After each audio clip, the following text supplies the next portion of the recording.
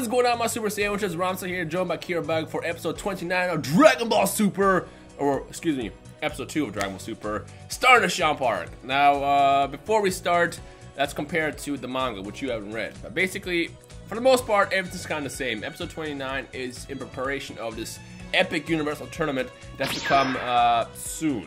And basically, all they did in the beginning of this episode is kind of state the rules. They're going to follow the world tournament format. If you get knocked out or arena or you lose, basically you lose. There's no killing allowed.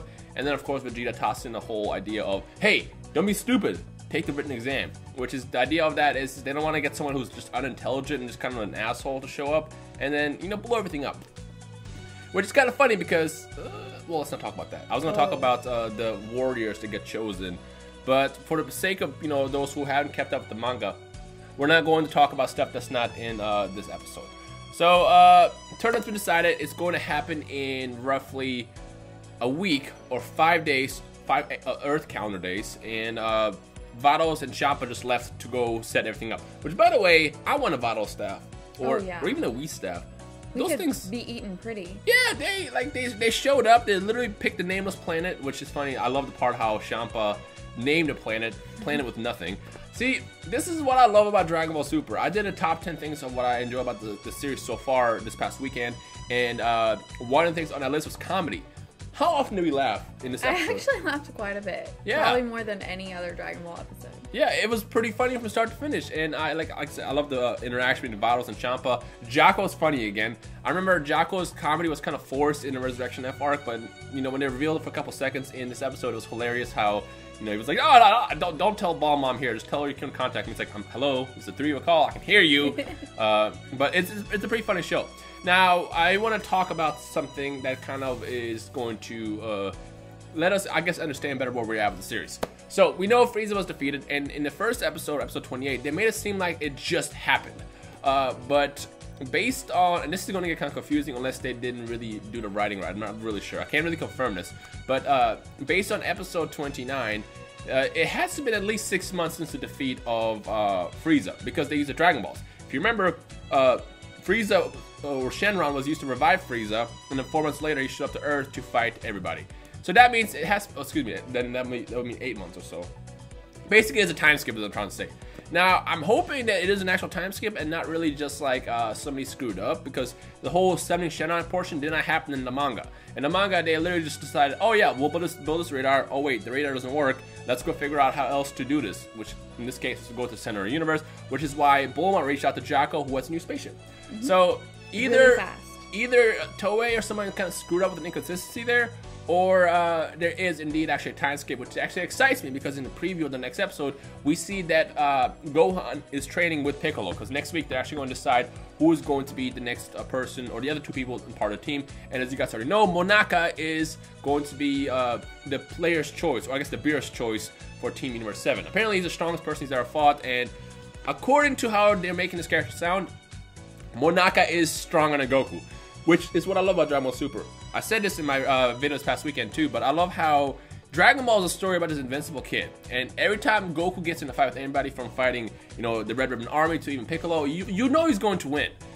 Dragon Ball Z introduces new villains who are like a lot stronger than the Z Fighters, but somehow the Z Fighters overcome. And with Dragon Ball Super, now you have characters who are way beyond Goku and Vegeta's level. Like, by the time Dragon Ball Z ended, we assumed Goku and Vegeta are at the top of the list. Yeah. And here we are now, it's like, no. You have Beerus, you have Whis, you have Vados, you have Champa, now you have Monaka. Who's next? So I love the fact that they're introducing all these characters who are actually a lot more stronger than the people that we thought were going to be amazing in terms of power. So I like that. So Monaka is going to be getting revealed probably next week, you know.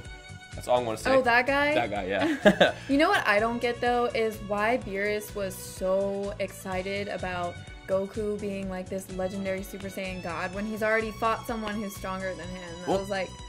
To answer that question, it's just Toriyama writing. That's what I figured. Toriyama probably created Battle Gods, then he created Resurrection F, and then he created more, and he never really thought about he's going to keep going. Like, Toriyama, with the Frieza arc from the most recent interview that came out, and I don't know if this is new information or not, but he mentioned how he was just doing stuff on the go, essentially, and I feel like that's what he's doing here too. It makes sense because you, like, by the end of every arc, you assume that they're the strongest in the freaking universe, and then obviously in order to continue the series, you have to have someone stronger. So exactly. he had to think of something. Yeah, and I mean the other cool thing is like they were searching for the Super Saiyan God in Battle of Gods. Well, we trained Vegeta and Goku to use Super Saiyan God without holding hands. So why didn't you just do that in the first place? I mean, what I've learned already with Toriyama is he is entertaining. He's a great, you know, when it comes down to writing entertainment stuff, he's great at it. But when it comes down to like actual story, he's not the best. There's other authors who are a lot better. I mean, I'm not going to talk about that right now, but ultimately Dragon Ball is just entertaining and fun to watch. You know, he has an excuse though. The fact that he didn't plan it out to begin with. This is also true. Most series are planned out all the way through, whereas he just assumed it was going to end and then it didn't, so he was like, oh, well, I'm going to do my best. I got a fun fact for you, and you guys probably might already know this, some might not, but did you know that the Android saga was supposed to be completely different when it was originally done? I did not know that. Android 19 and 20 were designed, and then I forgot the guy's name, I always forget his name, but Toriyama's right-hand man was like, that's just an old guy and a robot. Design something else. So then he made 17 and 18, 17 and 18, and then they were like, oh, well, they're just teenagers, design something else. So then he made Android, not Android, Cell. So basically, the entire Android saga was supposed to be different to how Toriyama originally envisioned it, and then it became what we got. So it's literally always done on the fly. Yeah. But either way, I mean, again, it's entertaining, it's super fun, the comedy's awesome. I'm enjoying Dragon Ball Super, it's great. And let's talk about Shenron, actually, because I just looked at, I have my notes. This is the first time I actually took notes. But look at this, Dragon Ball Heroes! I got this card the other day and decided to put it on my phone. I took notes and I want to make sure that I cover everything, because every time I do these reviews, I always forget to say something. Yep.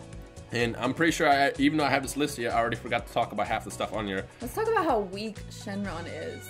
I think it's funny. I thought it was hilarious when they summoned Shenron and it was just like, the Wario was on Earth. Just give my wish. Where's the Super Dragon Balls? Oh, I can't find us. Well, fine. I wish for you to leave. and then they had a quick blurb of Goku was like, oh yeah, I forgot to revive King Kai. It's not important. And then it's like the show King Kai. And he was like, okay. He brushed it off so easily. Oh, Goku's such an asshole. One last thing I want to talk about is, and this is really interesting, probably a foreshadow of this arc.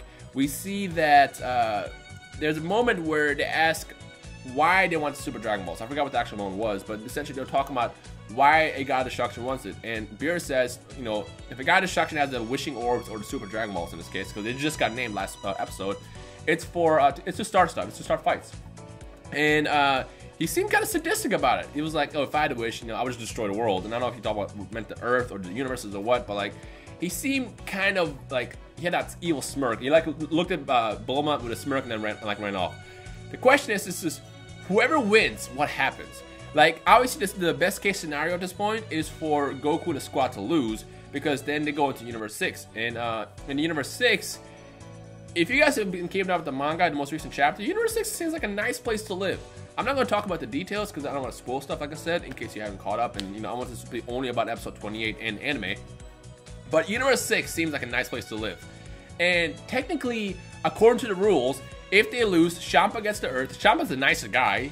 Like, I would hang out with Champa, like, without the fear of being destroyed. Like, hey, yo, here's a Twinkie, don't kill me. Like, I feel like what's going to happen is the only logical explanation here is you know, Earth will get swapped. It'll go to Universe 6. And then that's it. They live happily ever after. I feel like if Beerus gets the Super Dragon Balls, it might get kind of hairy. Or it foreshadows the fact that if they do end up winning, what happens next? I feel like the next part of the arc will consist of some kind of, like, I don't know, epic brawl between the Super Dragon Balls and getting the power. I don't know. It's going to be something that has to do with that. Because, like, it can't just, like, it's just, like, I don't know where it's going, essentially, is what I'm trying to say. There's a lot of things that I can imagine happening.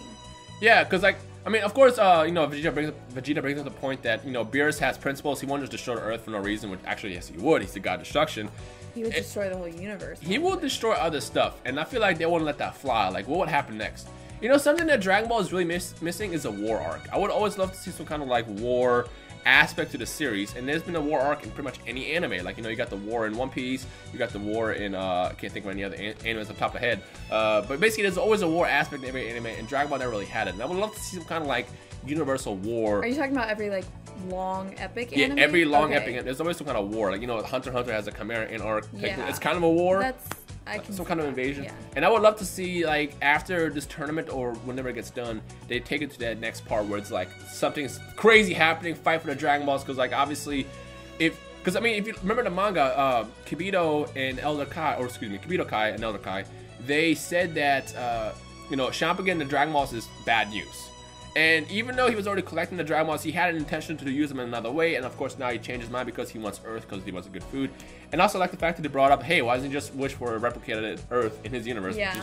He's Which an idiot. is what we were thinking in the beginning. Yeah. I love that they answered a lot of those questions that we were all asking ourselves in this episode, too. I like how in the beginning I was thinking, like, why does it matter if the Earth switches? Like, it doesn't really change anything. Like, the Earthlings don't have to be afraid or anything like that. It seriously doesn't. So. And the funny thing, what you said there is once you... you're going to read Chapter 8 after this. Okay. Because when you read Chapter 8, you'll understand why Universe 6 is an awesome place to live. Like, Universe 7 is the hood.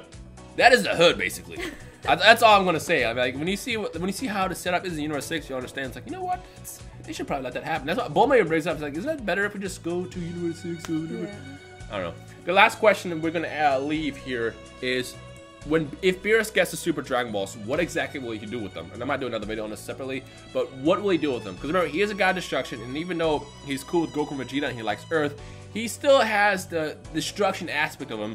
What is he going to do next is the question, and that's something I guess we'll figure out in the future of the series. What do you think he's going to do with it? Do you know? I don't really want to think about it. I guess we'll find out next week. Yeah. Well, not next week, but over the course of the next couple weeks. He could do a lot with it. But yeah. As far as quality, I do want to bring up the animation and everything. It was great. It was awesome. I can see that Toriyama's rant from a couple weeks ago definitely has done something. And also I want to point out that Volume 3 of Dragon Ball Super's anime, the anime, and I think 2 as well, got delayed. And I assume the reason why they're getting delayed is because they're going to spend some more time fixing up the animation. Because if you remember in episode 5 of the first volume, they fixed it. And even though it's not perfect, it does look a lot better in the DVD. And with them pushing Volume 3 back a month to work on Volume 2, I'm starting to think that maybe it's because they have a lot of work to do with Resurrection SR. So we'll see what happens there when that gets released, but I do want to bring it up. And it's cool to see that the series is looking really great, crisp. It is. I have an answer to the previous question. I don't think he's even going to get the Super Dragon Balls at all. Like, we can contemplate what he'd do with him, but I don't think he's going to get him at all because I think Toriyama doesn't know what he'd do with him either. This is true. Toriyama's probably sitting there like... He's like, and I don't want to. He's like, I don't want to make a decision on it. Not yet. We'll worry about it later. Exactly. For now, I'm still deciding. I don't think he's even gonna get the Super Dragon Balls like in front of him to make a wish in the first place. Yeah, we'll see what happens. I mean, I think this arc maybe he'll fall asleep. Yeah, this arc will definitely be interesting, and we'll see what goes. If you guys have any predictions of what will happen, feel free to comment down below. But other than that, we'll see you guys next week with the return of Gohan, who's been training, and we'll see what happens there. But we already know how it's gonna happen if you read the manga. That's all I'm gonna say. Anyways, anything else? All right, platypus faces. We'll see you guys next week. Comment below, hit that like button if you enjoyed and all that good stuff. But we'll see you guys next week for episode 30 of Dragon Ball Super, because it's getting cool now. Or excuse me, episode 3 of Dragon Ball Super. So yeah, peace.